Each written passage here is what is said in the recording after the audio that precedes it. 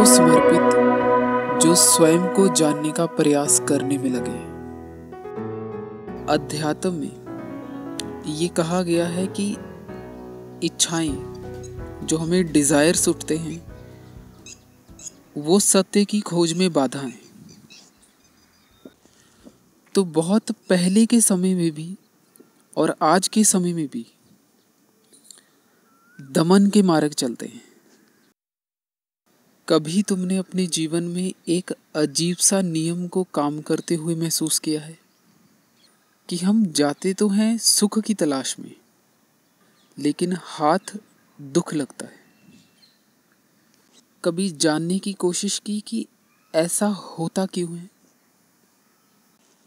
अगर हम किसी चीज को स्वयं नहीं खोजते तो हम सुनी सुनाई बातों पे विश्वास करते हैं।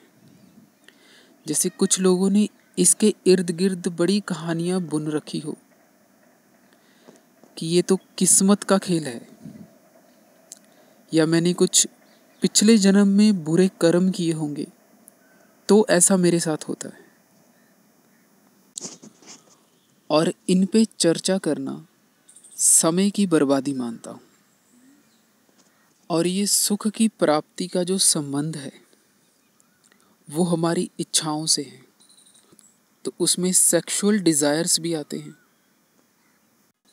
या जीवन में और भी बहुत सी चीजें जिनकी ओर हम भागते हैं।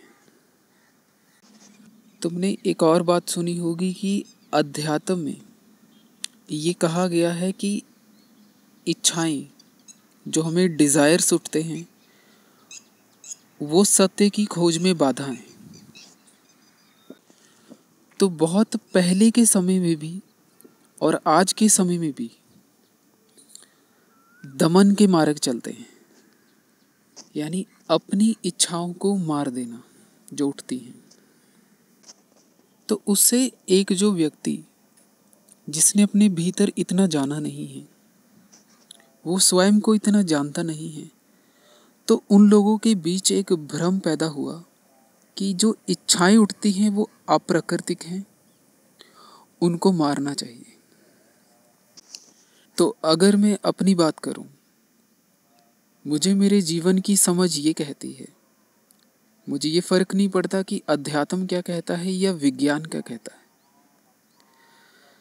मुझे जीवन की समझ ये कहती है कि इच्छाओं के दमन से बीमारियां आती हैं। तो ये बातें आज का जो विषय है इसे बड़ा गंभीर बनाती है। इसकी गंभीरता को तुम्हारे सामने थोड़ा सा रखता हूं। इच्छाओं का दमन वो रास्ता ही नहीं है। इच्छाओं का दमन ये सरासर अज्ञानता है। लेकिन फिर एक सवाल उठता है कि फिर इच्छाओं को चलने देना चाहिए।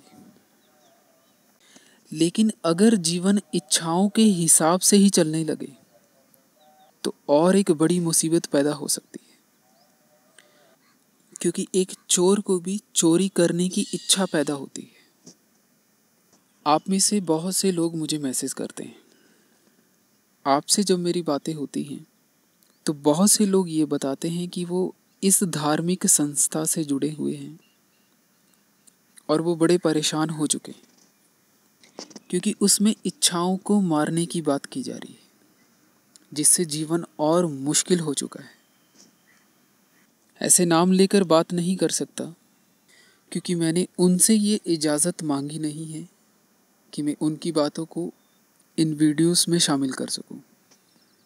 तो आज हम ये जो विषय पे बात कर रहे हैं, जिसका सामना हर एक व्यक्ति को करना ही पड़ता है, तो इसके प्रति मैं पहले से कोई धारणा नहीं बनाकर आया हूं कि इच्छाएं अच्छी होती हैं या बुरी होती हैं।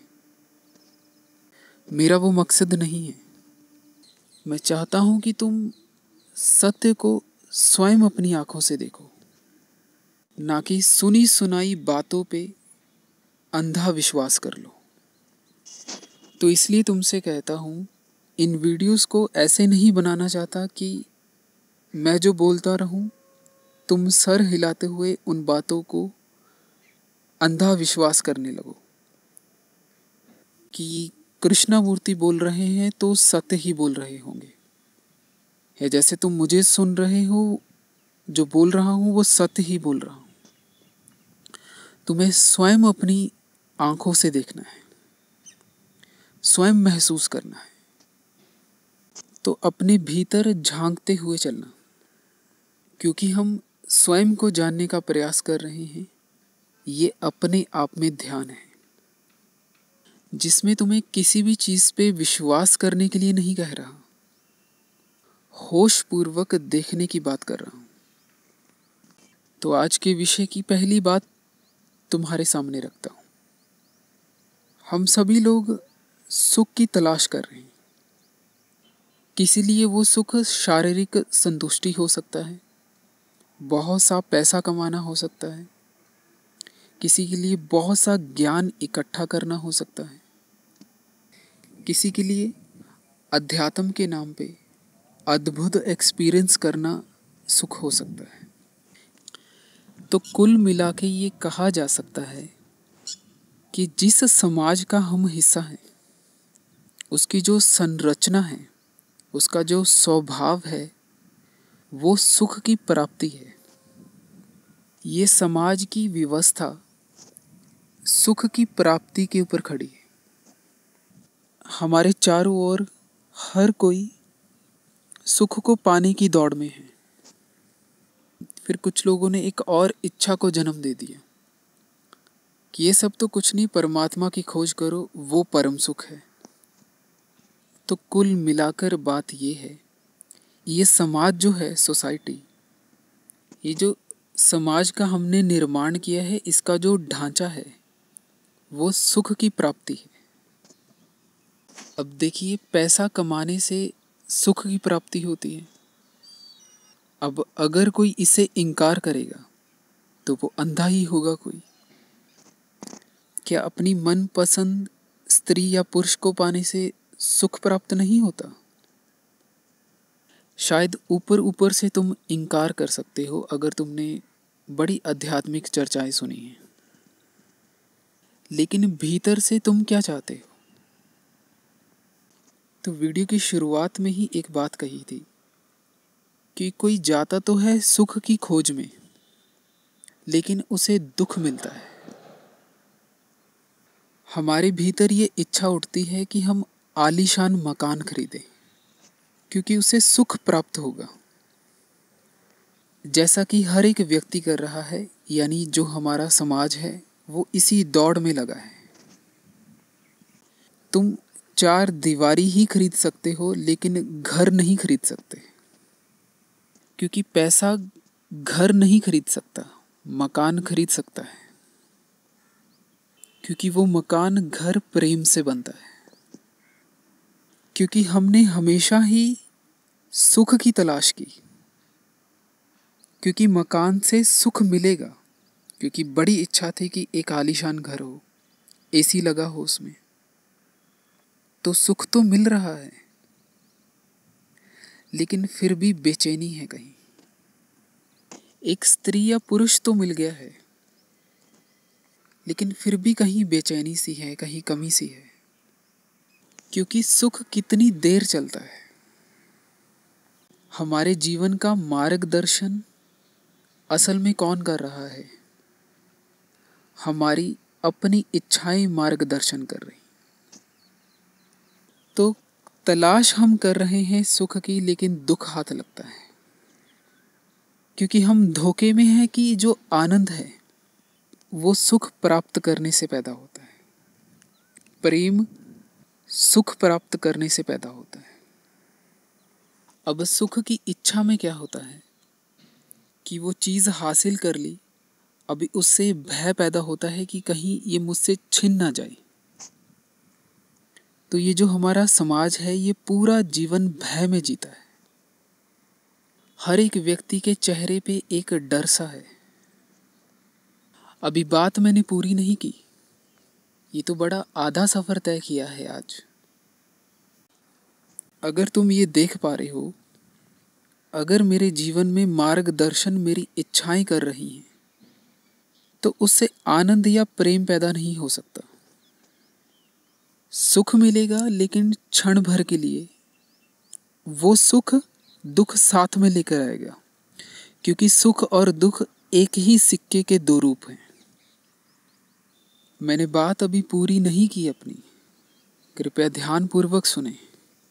ये बातें बड़ी गंभीर हैं। क्यों हमारा जीवन हमारी इच्छाओं के अनुसार नहीं चलना चाहिए?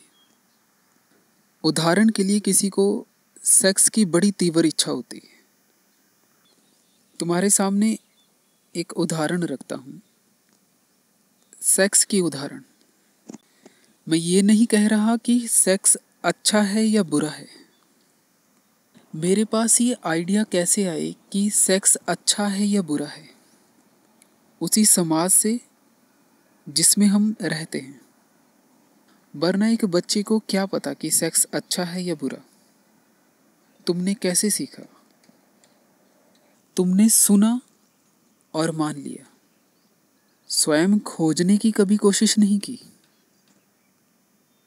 क्या जो सुख की इच्छाएं हैं, जब वो भीतर उठती है, क्या तुम भीतर से बहुत तड़पने नहीं लगते कि वो फिर से दोबारा हो, फिर से वो दोबारा मिले, वही अनुभव? क्या ये जो सुख है, ये अपने साथ दुख नहीं लेकर आता?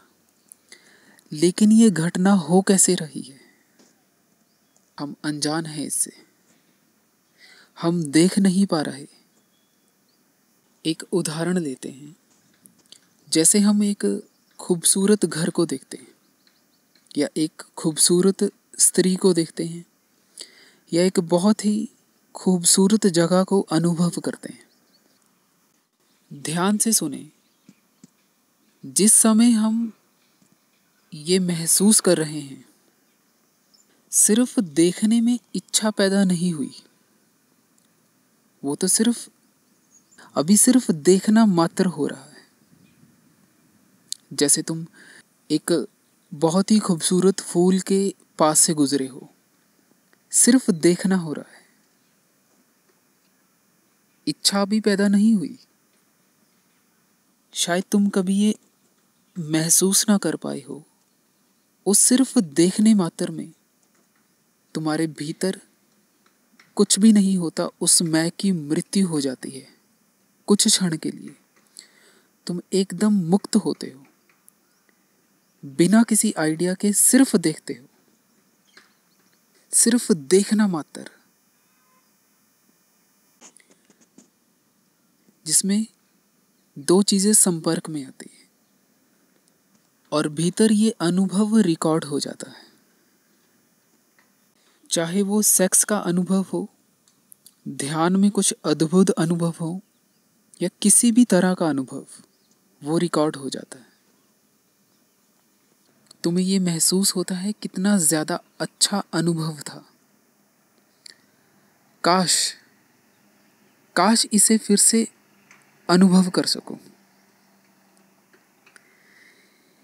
यहां से इच्छा का जन्म हुआ। जब सिर्फ देखना मात्र हो रहा है, भीतर एक विचार पैदा हुआ, या वो मैं पैदा हुआ जो ये कहने लगा, ये जो अनुभव है, जो अभी महसूस किया है, ये मैं फिर से महसूस कर सकूं। फिर से ये जो देखना मात्र है, इसमें वो मैं जन्म ले लेता है, जिसे हम अक्सर मैं कहकर कहते हैं कि मैं जान रहा हूं, मैं सीख रहा हूं। वो मैं क्या है? क्या वो विचारों से अलग है? या मैं और वो विचार, वो दोनों एक ही बात है? सेक्स को तुमने अनुभव कर लिया, वो तुम्हारे भीतर रिकॉर्ड है। अब तुम बार बार उस अनुभव के बारे में सोचने लगते हो, और इच्छा को इससे बल मिलता है। इच्छाएं और मजबूत होती हैं कि फिर से वही अनुभव दोबारा हासिल किया जाए।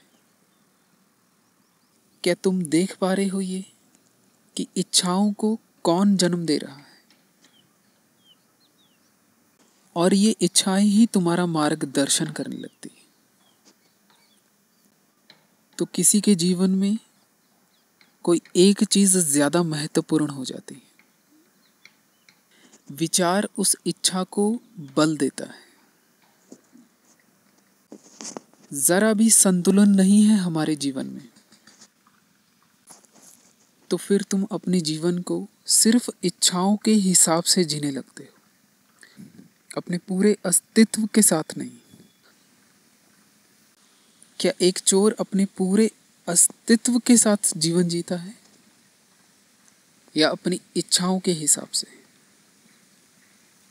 जो व्यक्ति किसी चीज को देखते वक्त इच्छाओं को पैदा होते हुए देख पाए, ये बड़े होश का संकेत है। यहीं से क्रांति घटित होती है, ना कि इच्छाओं को मार देने से।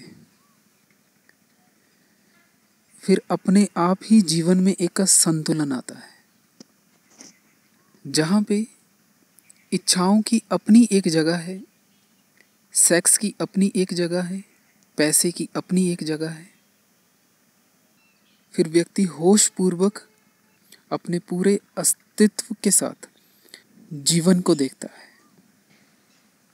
क्योंकि इच्छाओं के हिसाब से चलने पे हम एक कॉन्क्लूजन, एक निष्कर्ष निकाल लेते हैं, जीवन का अर्थ निकाल लेते हैं कि सिर्फ सेक्स या पैसा या कोई भी और इच्छा, वहीं से प्रेम पैदा होता है। लेकिन ये संतुलन जो स्वयं को जानने से आता है, प्रेम या होश, ये किसी इच्छा की पूर्ति से नहीं आता। तो मुझे नहीं लगता कि तुम्हें कुछ कहने की आज ज़रूरत है कि इन सब चीज़ों का ख्याल रखना। क्या तुम्हारे पास कोई रास्ता है सिवाय होश पूर्वक जीने के? तो आज यहीं ख़त्म करते हैं। मुझे लगता है कि मैं ये बात रख पाया जैसे रख ही जानी चाहिए थी। तो अगले हफ्ते मिलते हैं, जहाँ पे हम एक और गंभीर विषय पे बात करेंगे, जिसमें ज़्यादातर लोग अपना जीवन बड़ा घुट घुट कर जीते हैं, क्योंकि उन्होंने अध्यात्म के कारण अपने जीवन को बड़ा मुश्किल बना लिया, प्रॉब्लमैटिक बना लिया।